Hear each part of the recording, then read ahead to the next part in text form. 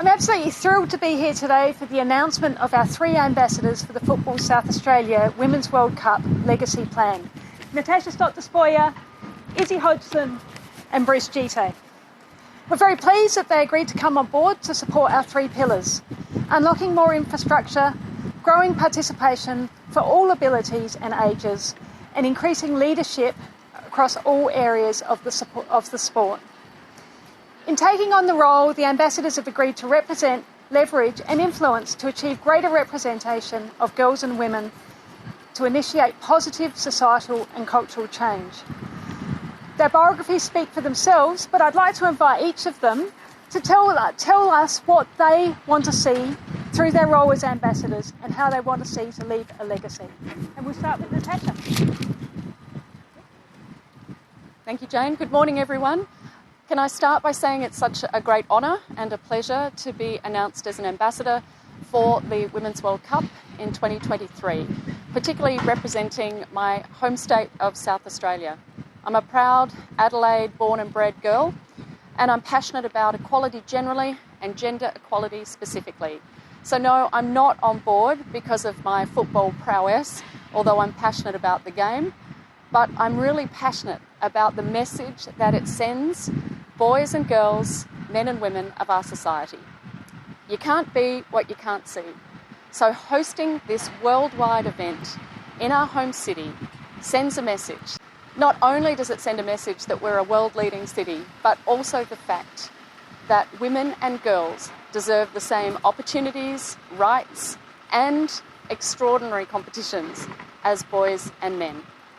I'm excited that this will send a message about leadership in our society generally.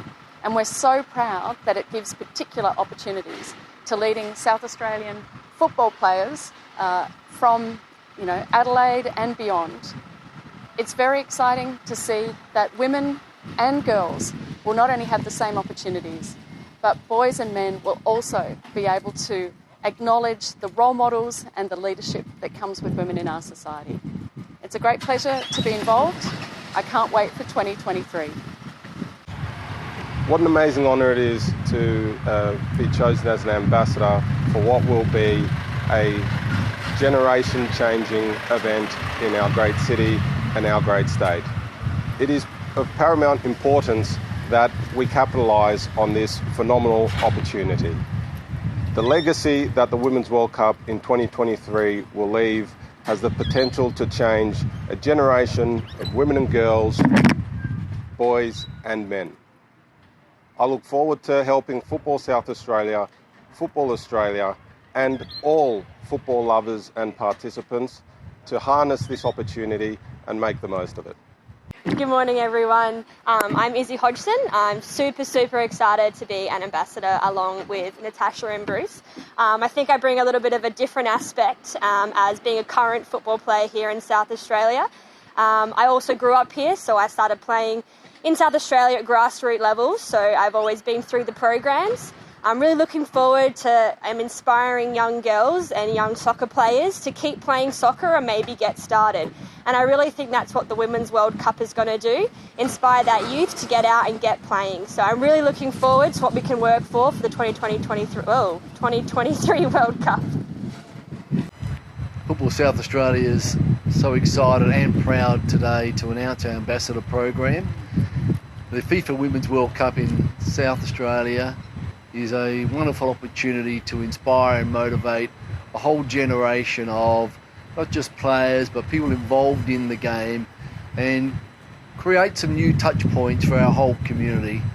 As chairman of Football Federation in South Australia, I'm just so excited and so proud, and thank our ambassadors Natasha, Izzy and Bruce for being a part of what will be a big call to the whole state in terms of getting excited and getting behind the FIFA Women's World Cup in Adelaide in 2023. Thank you.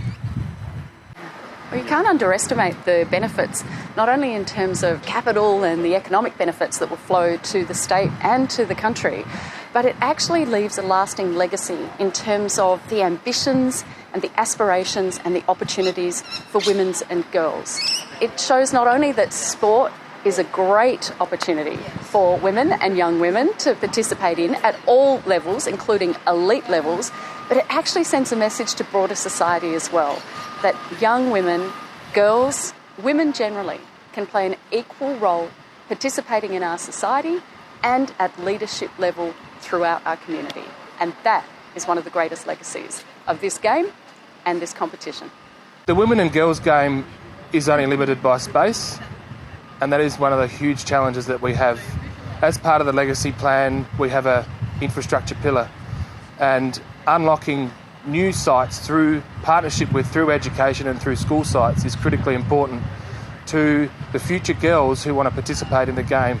Without additional space, we're going to struggle to capitalise on the opportunity that we have within the game. We're going to need partners to help us achieve this outcome, and we're in discussions already, and we'll continue with those, and our ambassadors will certainly enhance our ability to have those discussions, open new doors, look for new opportunities.